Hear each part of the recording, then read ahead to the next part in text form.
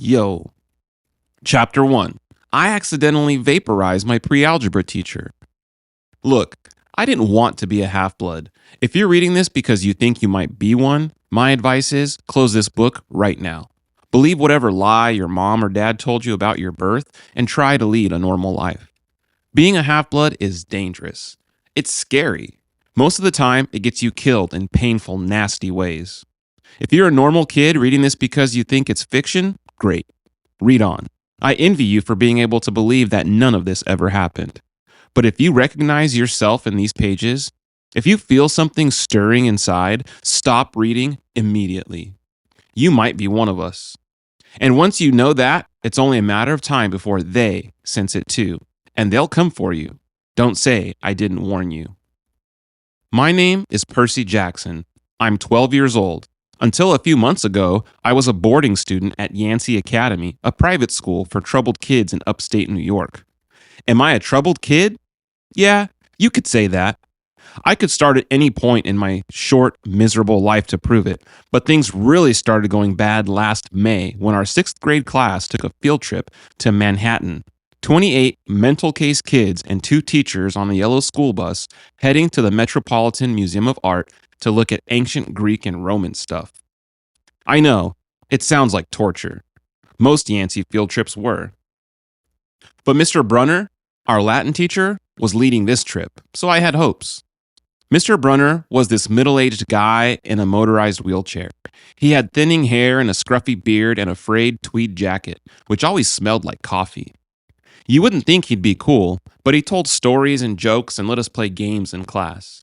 He also had this awesome collection of Roman armor and weapons, so he was the only teacher whose class didn't put me to sleep. I hoped the trip would be okay. At least, I hoped that for once I wouldn't get in trouble. Boy, was I wrong. See, bad things happen to me on field trips. Like at my 5th grade school, when we went to the Saratoga battlefield, I had this accident with the Revolutionary War cannon. I wasn't aiming for the school bus, but of course I got expelled anyway. And before that, at my 4th grade school, when we took a behind-the-scenes tour of the Marine World shark pool, I sort of hit the wrong lever on the catwalk and our class took an unplanned swim. And the time before that, well, you get the idea. This trip, I was determined to be good. All the way into the city, I put up with Nancy Bobafit, the freckly, red-headed kleptomaniac girl, hitting my best friend Grover in the back of the head with chunks of peanut butter and ketchup sandwich. Grover was an easy target. He was scrawny. He cried when he got frustrated. He must have been held back several grades because he was the only 6th grader with acne and the start of a wispy beard on his chin. On top of all of that, he was crippled. He had a note excusing him from PE for the rest of his life because he had some kind of muscular disease in his legs. He walked funny, like every step hurt him. But don't let that fool you. You should have seen him run when it was enchilada day in the cafeteria. Anyway, Nancy Bobafit was throwing wads of sandwich that stuck in his curly brown hair, and she knew I couldn't do anything back to her because I was already on probation. The headmaster had threatened me with death by in-school suspension if anything bad, embarrassing, or even mildly entertaining happened on this trip.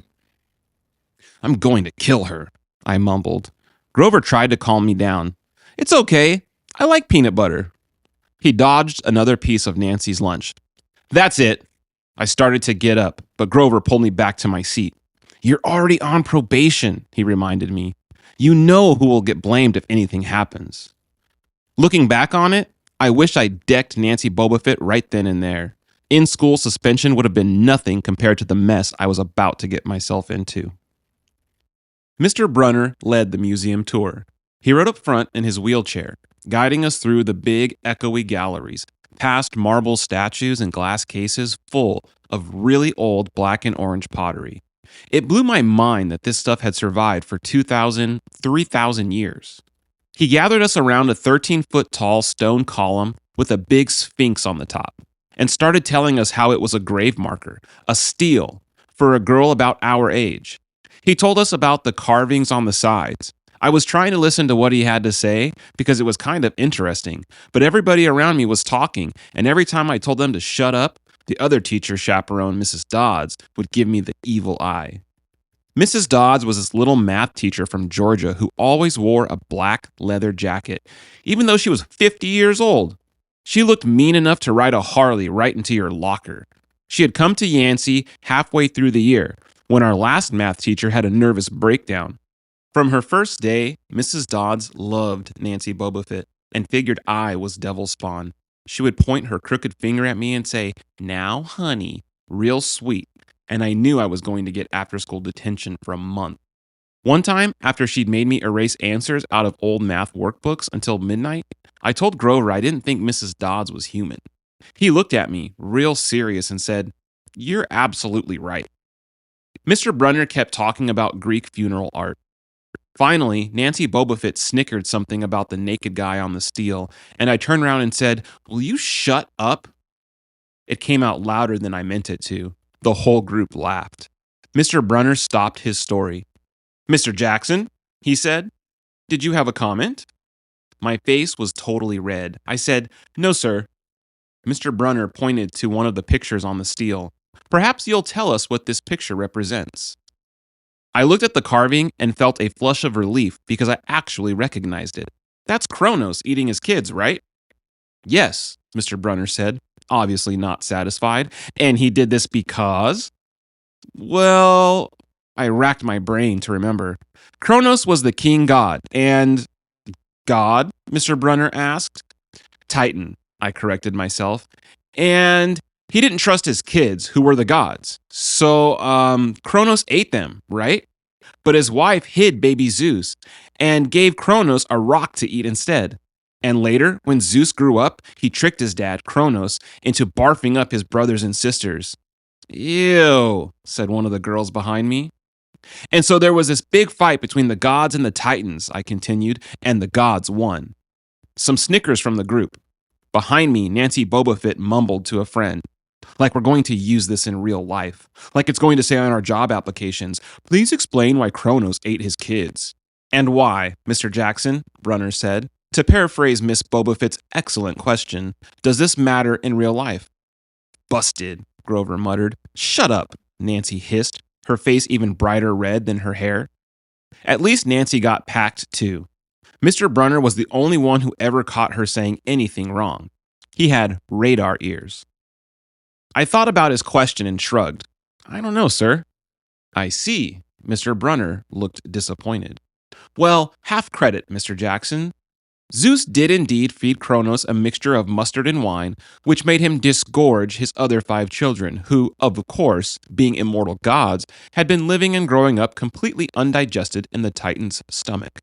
The gods defeated their father, sliced him to pieces with his own scythe, and scattered his remains in Tartarus, the darkest part of the underworld. On that happy note, it's time for lunch. Mrs. Dodds, would you lead us back outside?" The class drifted off, the girls holding their stomachs, the guys pushing each other around and acting like doofuses. Grover and I were about to follow when Mr. Brunner said, "Mr. Jackson?" I knew that was coming. I told Grover to keep going. Then I turned toward Mr. Brunner. "Sir?" Mr. Brunner had this look that wouldn't let you go. Intense brown eyes that could have been 1,000 years old and had seen everything. "You must learn the answer to my question," Mr. Brunner told me. "About the Titans? About real life, and how your studies apply to it." "Oh." "What you learn from me," he said, "is vitally important. I expect you to treat it as such. I will accept only the best from you, Percy Jackson." I wanted to get angry. This guy pushed me so hard. I mean, sure, it was kind of cool on tournament days when he dressed up in a suit of Roman armor and shouted, "What ho!" and challenged us, sword point against chalk, to run to the board and name every Greek and Roman person who had ever lived, and their mother, and what god they worshipped. But Mr. Brunner expected me to be as good as everybody else, despite the fact that I have dyslexia and attention deficit disorder, and I have never made above a C- in my life. No, he didn't expect me to be as good. He expected me to be better. And I just couldn't learn all those names and facts, much less spell them correctly. I mumbled something about trying harder while Mr. Brunner took one long, sad look at the steel, like he'd been at the girl's funeral. He told me to go outside and eat my lunch. The class gathered on the front steps of the museum, where we could watch the foot traffic along Fifth Avenue. Overhead, a huge storm was brewing, with clouds blacker than I'd ever seen over the city. I figured maybe it was global warming or something, because the weather all across New York State had been weird since Christmas. We'd had massive snowstorms, flooding, wildfires from lightning strikes. I wouldn't have been surprised if this was a hurricane blowing in. Nobody else seemed to notice. Some of the guys were pelting pigeons with Lunchable crackers. Nancy Bobofit was trying to pickpocket something from a lady's purse, and, of course, Mrs. Dodds wasn't seeing a thing. Grover and I sat on the edge of the fountain, away from the others. We thought that maybe if we did that, everybody wouldn't know we were from that school. The school for loser freaks who couldn't make it elsewhere. Detention? Grover asked. Nah, I said. Not from Brunner. I just wish he'd lay off me sometimes. I mean, I'm not a genius. Grover didn't say anything for a while. Then, when I thought he was going to give me some deep philosophical comment to make me feel better, he said, "Can I have your apple?" I didn't have much of an appetite, so I let him take it. I watched the stream of cabs going down Fifth Avenue and thought about my mom's apartment, only a little ways uptown from where we sat. I hadn't seen her since Christmas. I wanted so bad to jump in a taxi and head home. She'd hug me and be glad to see me, but she'd be disappointed too. She'd send me right back to Yancey, remind me that I had to try harder, even if this was my 6th school in 6 years and I was probably going to be kicked out again. I wouldn't be able to stand that sad look she'd give me. Mr. Brunner parked his wheelchair at the base of the handicapped ramp. He ate celery while he read a paperback novel. A red umbrella stuck up from the back of his chair, making it look like a motorized cafe table. I was about to unwrap my sandwich when Nancy Bobofit appeared in front of me with her ugly friends. I guess she'd gotten tired of stealing from the tourists, and dumped her half-eaten lunch in Grover's lap. Oops. She grinned at me with her crooked teeth. Her freckles were orange, as if somebody had spray-painted her face with liquid Cheetos. I tried to stay cool. The school counselor had told me a million times, count to 10, get control of your temper. But I was so mad my mind went blank. A wave roared in my ears. I don't remember touching her, but the next thing I knew, Nancy was sitting on her butt in the fountain screaming, "Percy pushed me!" Mrs. Dodds materialized next to us. Some of the kids were whispering, "Did you see? The water. Like it grabbed her." I didn't know what they were talking about. All I knew was that I was in trouble again. As soon as Mrs. Dodds was sure poor little Nancy was okay, promising to get her a new shirt at the museum gift shop, etc., Mrs. Dodds turned on me. There was a triumphant fire in her eyes, as if I'd done something she'd been waiting for all semester. "Now, honey." "I know," I grumbled. "A month erasing workbooks." That wasn't the right thing to say. "Come with me," Mrs. Dodds said. "Wait," Grover yelped. It was me. I pushed her." I stared at him, stunned. I couldn't believe he was trying to cover for me. Mrs. Dodds scared Grover to death. She glared at him so hard his whiskery chin trembled. "I don't think so, Mr. Underwood," she said. "But you will stay here." Grover looked at me desperately. "It's okay, man," I told him. "Thanks for trying." "Honey?" Mrs. Dodds barked at me. "Now." Nancy Bobofit smirked. I gave her my deluxe "I'll kill you later" stare. Then I turned to face Mrs. Dodds, but she wasn't there. She was standing at the museum entrance, way at the top of the steps, gesturing impatiently at me to come on. How'd she get there so fast? I have moments like that a lot, when my brain falls asleep or something, and the next thing I know, I've missed something, as if a puzzle piece fell out of the universe and left me staring at the blank place behind it. The school counselor told me this was part of the ADHD, my brain misinterpreting things. I wasn't so sure. I went after Mrs. Dodds. Halfway up the steps, I glanced back at Grover. He was looking pale, cutting his eyes between me and Mr. Brunner like he wanted Mr. Brunner to notice what was going on, but Mr. Brunner was absorbed in his novel. I looked back up. Mrs. Dodds had disappeared again. She was now inside the building, at the end of the entrance hall. Okay, I thought, she's going to make me buy a new shirt for Nancy at the gift shop. But apparently, that wasn't the plan. I followed her deeper into the museum. When I finally caught up to her, we were back in the Greek and Roman section. Except for us, the gallery was empty. Mrs. Dodds stood with her arms crossed in front of a big marble frieze of the Greek gods. She was making this weird noise in her throat, like growling. Even without the noise, I would have been nervous. It's weird being alone with a teacher, especially Mrs. Dodds. Something about the way she looked at the frieze, as if she wanted to pulverize it. "You've been giving us problems, honey," she said. I did the safe thing. I said, "Yes, ma'am." She tugged on the cuffs of her leather jacket. "Did you really think you would get away with it?" The look in her eyes was beyond mad. It was evil. She's a teacher, I thought nervously. It's not like she's going to hurt me. I said, I'll try harder, ma'am." Thunder shook the building. "We are not fools, Percy Jackson," Mrs. Dodd said. "It was only a matter of time before we found you out. Confess, and you will suffer less pain." I didn't know what she was talking about. All I could think of was that the teachers must have found the illegal stash of candy I'd been selling out of my dorm room. Or maybe they had realized I got my essay on Tom Sawyer from the internet without ever reading the book, and now they were going to take away my grade. Or worse, they were going to make me read the book. "Well?" she demanded.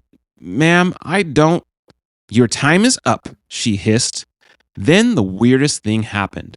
Her eyes began to glow like barbecue coals. Her fingers stretched, turning into talons. Her jacket melted into large, leathery wings. She wasn't human. She was a shriveled hag with bat wings and claws and a mouth full of yellow fangs, and she was about to slice me to ribbons. Then things got even stranger. Mr. Brunner, who'd been out in front of the museum a minute before, wheeled his chair into the doorway of the gallery, holding a pin in his hand. "What ho, Percy!" he shouted, and tossed the pin through the air. Mrs. Dodds lunged at me. With a yelp, I dodged and felt talons slash the air next to my ear. I snatched the ballpoint pen out of the air, but when it hit my hand, it wasn't a pen anymore. It was a sword, Mr. Brunner's bronze sword, which he always used on tournament day. Mrs. Dodds spun toward me with a murderous look in her eyes. My knees were jelly. My hands were shaking so bad I almost dropped the sword. She snarled, "Die, honey." And she flew straight at me. Absolute terror ran through my body. I did the only thing that came naturally. I swung the sword. The metal blade hit her shoulder and passed clean through her body as if she were made of water. Mrs. Dodds was a sandcastle in a power fan. She exploded into yellow powder, vaporized on the spot, leaving nothing but the smell of sulfur and a dying screech and a chill of evil in the air, as if those two glowing red eyes were still watching me. I was alone. There was a ballpoint pen in my hand. Mr. Brunner wasn't there. Nobody was there but me. My hands were still trembling. My lunch must have been contaminated with magic mushrooms or something. Had I imagined the whole thing? I went back outside. It had started to rain. Grover was sitting by the fountain, a museum map tented over his head. Nancy Bobofit was still standing there, soaked from her swim in the fountain, grumbling to her ugly friends. When she saw me, she said, "I hope Mrs. Kerr whipped your butt." I said, "Who?" "Our teacher, duh." I blinked. We had no teacher named Mrs. Kerr. I asked Nancy what she was talking about. She just rolled her eyes and turned away. I asked Grover where Mrs. Dodds was. He said, "Who?" But he paused first, and he wouldn't look at me, so I thought he was messing with me.